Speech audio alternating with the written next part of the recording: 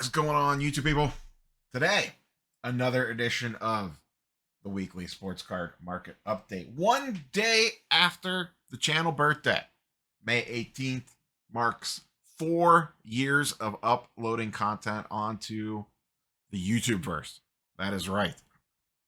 4 very long and also very short years at the same time. I'm recording this early Saturday afternoon. Thunder Mavericks have not played yet, but we have an exciting weekend of basketball ahead of us with 2 Game 7s already and perhaps a third, depending on what happens later this evening. Dallas Card Show is going on this weekend. I have heard that it is pretty much par for the course. Busy, lots of repackers, lots of stuff moving.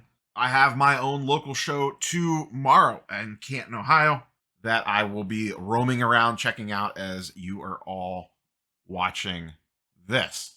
We got the Shipshawana Card Show coming up at the end of the month, and we are 65 days away from the National. It is creeping. We are almost at the 60-day mark. It'll be here before you know it. I expect a busy 60 days as we will begin to get news and announcements from various companies leading up to the show and then at the show itself.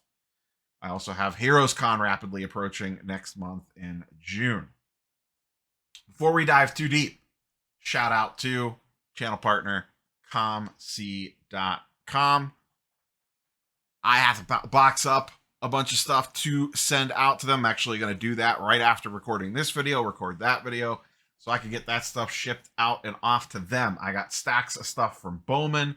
I got a bunch of Marvel cards to go out there from some recent box openings and a handful of other things that need to get sent off to them. Still got some store credit burning a hole in my pocket over there that I am potentially looking to make some moves on some stuff. I am also debating cashing some out to take the Heroes Con with me, as I am debating very strongly considering making the run for an X-Men 1 at Heroes Con. Just weeks away, actually, about just under a month away now for Heroes Con. Let's go ahead and dive into some news before we get into some charts and graphs. First up, Shill bidding gone wild. I think AIH did a video on this already. I think Junk Wax did a video on this already. Sports Card Dad covered this as well. I have not had a chance to get to it quite yet. But essentially, our good old friend, Zone Collection, and there's another seller as well, have been basically auctioning off the same card over and over again and then immediately relisting it. The amount of cards is absolutely wild. You can see it all on their sold listings page. The gist of it, here's one specific example that I actually followed kind of closely because this is a grade range that I am potentially looking for a 2003 Topps Chrome LeBron, is in that 8 to 9 range. So I have a saved search for that, and I kept seeing the same 8.5 pop up over and over and over again. And here you go. And you can see they don't even really let any time sit in between. They just let it rip, immediately cancel it, and repost it. So be careful out there, folks. Always double check your comps, especially on bigger purchases, which is a lot of the cards that they seem to be targeting. It would be nice for eBay to step in and look at stuff like this. The running joke has always been about PWCC getting kicked off of eBay because of shill bidding. Listen, was there some shenanigans going on in their listings? Absolutely, probably. But if you're going to kick them off for shill bidding, there's a ton of other sellers you can kick off for the exact same thing. The PWCC thing was more about the fact that they had their own selling platform that they were transitioning over to more so than the shill bidding. There's plenty of people that could be booted off because of it. For those that do not know, Zone Collection is basically the Probstein of China. This is the same seller, by the way, that we discussed about a week or two ago in the fake Wemby Prism situation, because a lot of those seem to have been changing hands through this account.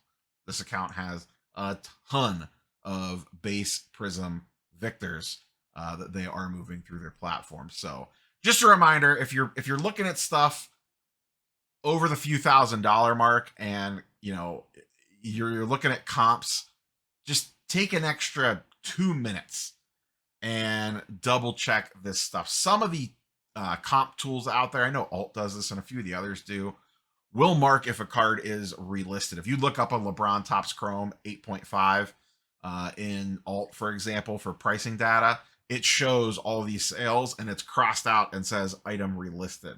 So always, always, always do your due diligence. Another one that we did not get a chance to cover this week, Jordan Auto rookie cards. Except these ones have been, they're real all around. They've just been doctored a little bit.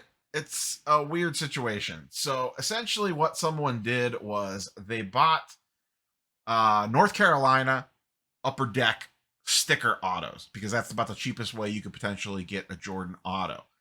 They have some hocus pocus that they do to pull the sticker off that card and not damage it. And then they place the sticker on an 86 Fleer Jordan and then send it off to Beckett to be authenticated. It's a legitimate 86 Fleer Jordan. It's a legitimate Jordan signed Fleer sticker that they kind of Frankenstein together. This is a weird one. For what, I don't know what these ended up going for. This was from a few days ago, from the early part of the week. I didn't see what the auctions ended up closing at. I don't know that I would want something like this. I'm not a high-end Jordan collector, so what the hell do I know? But I don't know. This one just feels a little weird with the Frankenstein-like nature of it. I don't know that I would put a massive premium on this. It just feels strange altogether. I don't know. How do you boys and girls feel about removing a sticker auto from one card and then placing it on another card? Like, letter of the law, everything there is legitimate, but this one feels a little weird to me. Curious for your all thoughts on that one. Next up, we got a batch of PSA news. Most of this stuff I've covered, so we'll just touch on this kind of briefly. We have GameStop getting in the graded card business with PSA slabs, both sports and TCG, where you will be able to trade in for cash and store credit. I have heard stuff all over the place in terms of the type of value that they are offering on trade-in. If any of you have firsthand experience, feel free to fire away in the comments down below. Did you take something to, this is limited GameStops at the moment, so check their website. They have a list of states that this is active, and actually it's there in the Instagram post up on the screen. Have you had a chance to give this a whirl? And, did you accept whatever it was that they offered you? I'd be curious to know. Overall, like I said in the original video on this is a net neutral. If anything, there is a little bit of positive to it because you're not forced to use this. So we'll see where it ends up going. I continue to hear rumors that you may be able to group sub through GameStop at some point in time. We'll see if that ends up happening or if that's just smoke. But that's something to kind of file away in the back of your head as well. The other thing that happened with PSA this week, I don't have a picture of it pulled up here, but they rolled out their, well, they didn't roll it out. It was just kind of a fun thing that they did with Bobby Witt and Corbin Carroll with game used cards, where the players strapped cards to themselves for a game, ran around, and then PSA took them, authenticated them, and then they did a giveaway with one of each of them. And I think the rest for the players' personal collections. I didn't end up seeing where that stuff was going to end up at. But is it gimmicky? Yeah. Is it kind of fun? Sure. Do I care? Not really. Would I run out and get one from my favorite player if they did something like that? I mean, no, because it would probably cost way more than what I would want to spend on it. But it's unique. I don't know what ends up happening with those cards. I'd be curious to see if, and I wouldn't be shocked, do those end up in some sort of Fanatics product as a redemption or something at some point in time? They said Topps didn't do it. That Topps didn't put them up to it. Both Witt and Carroll, I believe, are pretty big card collectors. But that wouldn't stop Fanatics going to them and saying, hey, we'd like to buy some of those off you, or hey, can you do it again and put it as a chase in a product? So I don't know. Last but not least, with PSA, they also announced their new slab, and the deal closed with eBay for the PSA vault and gold moving over to eBay. Nothing new really to dive in there too much there other than just make you aware of it. The new slab, once again, I continue to get comments from people on that video that have had them in hand that they are a nightmare to crack. That you're gonna have to change your whole crack game to get these out, get cards out of those slabs. The original set of tools that you might have, you're gonna may or may not have mixed results with, and the techniques that you use, you may or may not have mixed results with. So you might want to try to get, if you get something back, the first one that you try to crack, you might want to make sure that it's something a little bit cheaper that you don't mind messing up. Basically, I think the problems come down to when you go to split the slab apart, based off of some of the comments that I've seen, but I have not had a new one in hand yet. And then there is the PSA vault, which people actually seem mixed in a positive direction on that. A lot of positive comments on the video that I did on that, with people interested in at least trying it out. Will it be perfect? No. Will it be for everybody? No. But I do think it's going to add some, frictionless transactions, with also adding a lot of speed to transactions and basically adding liquidity to the marketplace. Last but not least, Topps Series 2 got announced this week and went up to pre-order, and nobody seemed to care. I didn't hear a single person talk about it, make content on it, discuss it. It's just next to nothing on Topps Series 2 coming out. I ended up pre-ordering 2 jumbo boxes of it. They're like $175 a pop or something. I think my order total came to just under $400. I'll end up opening them both up on the channel. It's not a high-end product. Obviously, jumbos, you get 1 auto per box. I think the big chase will be Yamamoto, and I'm blanking on his name at the moment. The pitcher from the Cubs, I believe, is going to be in there as well. And then now all eyes turn towards the next big releases, which will potentially be Bowman Sapphire. And hopefully we get details on Topps Chrome pretty quickly here. I would imagine we will not get, we'll talk about Paul Skeens in a minute. I would have to imagine he does not make it into Topps Chrome, and they save him for update in regards to the chase for update. I could see him being the headliner there.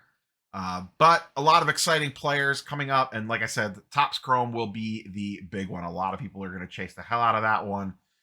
And the biggest thing that I'm interested to see there is does it release at the National like it did last year? I think that was a real success for them, dropping that at the National. I think it brought a lot of extra hype around that product, with everyone chasing it and everyone talking about it and everyone chasing Topps redemption packs and the whole 9 yards. So I will hope they are able to pull that off again for this year. And then all eyes turn towards the unlicensed basketball and football for Topps Chrome and some of the other stuff that they announced that they teased would be out in the summer. And I hate to break it to you, boys and girls, the summer is almost here. Let's pop over and look at some charts and graphs really quick before we finish things up. Link in the description down below. If you want to check out Market Movers, you can get yourself a free preview and 20% off for life. First up, Mr. Game 7 playing later today. I'll give a prediction. Timberwolves win. That's right. I said it.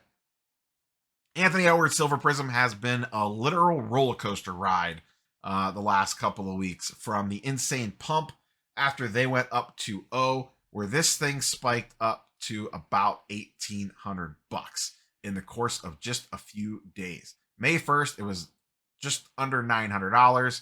It had doubled by May 9th. And after going up 2-0, they lost 3 in a row, and his prices tumbled right back down again. This card initially dropped back down to $1,500, and then dropped again down to, this has got it at 1.12K. I actually saw some sales at around $1,000. And then they won game 6, and it skirted back up to about 1.2-ish. And we'll see what happens tonight. This right here, this little section over the last basically 2 weeks is how fickle this whole situation is. And that's why 9 times out of 10, when you see stuff like this, it's time to get off the roller coaster. As I did a standalone video when Ant Edwards stuff went crazy. During situations like this, it's where you need to sit down and evaluate what you have and at least move off some stuff. I mean, this was the ultimate they let you buy him back situation. You literally could have bought this card at the end of April for $600-700, sold it for, let's just call it $1,600, and then you could have bought back into it at 1,000 or maybe let's call it even 1,200 and made quite a bit of profit while just shuffling the same card around back and forth. We will see how this story ends or continues later this evening. As like I said, we are on par for 2 Game 7s. One thing I was curious about was how other NBA players were moving in the off season. We're going to look at another slide here in a second with a bunch of names that are going to be involved in off season drama most likely. But one of those players is actually already starting to see a run up. Trae Young, Silver Prism PSA 10, over the last 30 days, up almost 80%. This card was in the low hundreds and is now flirting over $200. And this is one that you've already missed the boat on. This is all about the potential for a trade. One of those guys is getting moved. It is most likely going to be Trae Young. And where does he potentially go? If he goes to the Lakers, I have to imagine this card's going to get a pretty hefty price bump. If he goes to the Spurs or God knows somewhere else, it will also probably see a price bump. Lakers would be the dream scenario if you're looking to offload Trae Young. I still own one Trae Young card. I have been waiting for this moment for my entire life. Well, since I got the card. I have the red mosaic Trae Young still that I bought ridiculously high peak pandemic. That I never let go of, that will probably get moved the second that he gets traded somewhere. Names that will probably pop up in off-season shenanigans. And this is setting up to be an absolutely wild NBA off-season. Darius Garland and Donovan Mitchell, both my boys. This is both over the last 30 days. Their prices remain flat. Something's going to happen with Mitchell one way or the other. He's either going to extend or he's going to get traded. Either way, he could potentially see a bump in prices. If he extends, Garland is probably going to get traded. If he goes somewhere spicy, he could see a bump up. Those two just have not been able to coexist together. Paolo Banchero, the Magic have a ton of cap space. They are going to try to bring somebody in. They may or may not succeed, but if they go out and get a big splashy name, that could give Banchero a bump up in prices. And he looked pretty good against the Cavs in the NBA playoffs. Tyrese Maxey, same thing. They have a bunch of cap space. He played really, really good last year. Embiid got hurt. His stuff is down 35%. He's down to $200 in a Silver Prism. His card was way up there during the middle of the season. I could see a nice rebound for them heading into the season. And last but not least, this one's a real flyer. The New Orleans Pelicans pair of gentlemen, Zion Williamson down about 40% and Brandon Ingram down about 5%. This isn't that Zion's going to be going anywhere, but Brandon Ingram probably is going to be going somewhere. I expect that team to kind of shake things up. If they could end up wheeling and dealing for a big name, could Zion potentially see a jump up in prices, or if depending on where Ingram goes, if he's the one that ends up getting traded, could he see a little bump up in well? Once again, I'm not recommending going out and buying any of these players, but these are the types of things that you should now be positioning yourself in. Everyone's chasing Anthony Edwards over here and Jalen Brunson and Jason Tatum and Luka and SGA because those guys are still playing. Let everyone overspend on that stuff and go look on the opposite side of the spectrum for the players that nobody is paying attention to, like Zion, like Ja, like Donovan, so on and so forth. Paolo, perfect example, because that's where if you're buying to flip already graded cards or whatnot, that's the type of stuff that you have to be looking at, and that is a very dangerous game to still be playing. Let's transition over to a little bit of baseball. Skeensy, we mentioned it at the top. God, I hope this kid stays healthy. He is a fun player to watch play baseball. He is absolutely electric out there. His stuff has seen a significant price increase from the call up and his first 2 starts. He's been absolutely dominant. Up, this is over the last 30 days. This is his first Bowman, just base chrome auto.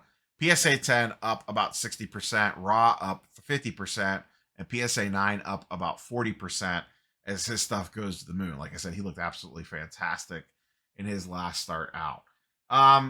As fun as he is, it's just scary as hell putting money into a pitcher. It just sucks. Like, we know how this story probably ends, and it's with Tommy John at some point in time. Not being said that, it wouldn't be exciting to own the cards in between or whatever, or that there's room to potentially flip stuff. Most of that room's probably gone by now.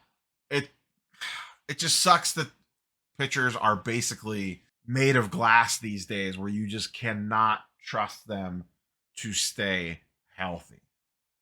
As much as I would love to get some skiing stuff, this is not the time nor the place. Just be patient and wait. And like I said, I would be more than willing to miss the boat on skiing stuff for him to have a long and healthy career and never have any issues at all, because kid is absolutely electric. And the Pirates, though they do not have a great ownership, the fans deserve something fun to root for down there. Little check in on Mike Trout, as he is he started the season quite strong, and then ended up getting hurt. We'll see if we end up seeing him again the rest of this season. Just kind of wanted to see how his 2011 Topps update was doing. A PSA 10 over the last 60 days is down about 15%. PSA 9 down about 18 to 19%. I was interested to see how, or if at all, big of a hit he took in his prices with another injured season. The immediate reaction has been a little bit, but nothing crazy. This feels like more of a slow burn versus a steep drop off, especially if it gets announced that he is not coming back, if the Angels are not in contention. It's not necessarily a season-ending injury, I believe. It's more about, by the time he gets back in rehab, is it even worth it for him to come back to an Angels team that could be a bunch of games out of first place? Last but not least, a little bit of football. That's right, it's like 2021 again. We looked at Anthony Edwards' chart. It would make you think it's 2021 again. Football Optic 2023 blasters are in the wild, and people are scalping them again, just like it is 2021. Blaster boxes are going for about 50 to 60 bucks on the secondary market versus their retail price. And this is another case where retail got out a little bit early, in air quotes. Whether that was by design or not, I don't know. But Panini did the same thing with Prism basketball. So I don't know if this is purposeful, just to kind of get things out there and kind of pump the market up for it. It's smart in a way, because what happens is there's such a limited supply that has no chance of meeting demand. You have all this extra hype placed around the product, both wax and singles, and it artificially drives demand because everyone's talking, oh my God, Optic football's out. Look what this is selling for. Look what that's selling for. And then hobby boxes and everything else hit, and everyone rips it, and all the supply hits, and then the prices come down because all the supply hitting the market. It's not like this is all the Optic that we're getting for the rest of the year or anything crazy like that. Though I thought I saw that Optic hobby boxes were ridiculously expensive. I don't know why people are going so nuts. Optic's a cool product and all, but sheesh. Thought I saw that they were pre-ordering for like $1,000 a box or $800 a box or something wild for Optic hobby, which just seems completely out of whack. So that's all I got for you, boys and girls. Enjoy your local shows. If you had any this weekend, sit back, relax this afternoon, do whatever you got to do, get it done, and settle in for double game sevens. And they should be treats. One's Madison Square Garden game 7, Knicks versus Pacers. I feel like a kid again.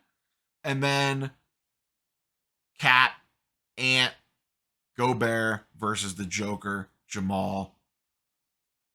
Old reigning MVP versus what everyone wants to put as the next face of the NBA. Should be a fantastic game. Hoping we don't get any crazy blowouts. and then we'll set up for the Eastern and Western Conference Finals. Boy, oh boy, Tatum and the Celtics, if you guys can't get it done this year, I don't know what to tell you. You had the easiest path ever through the Eastern Conference. That's all I got. Catch you boys and girls on the next one. Peace.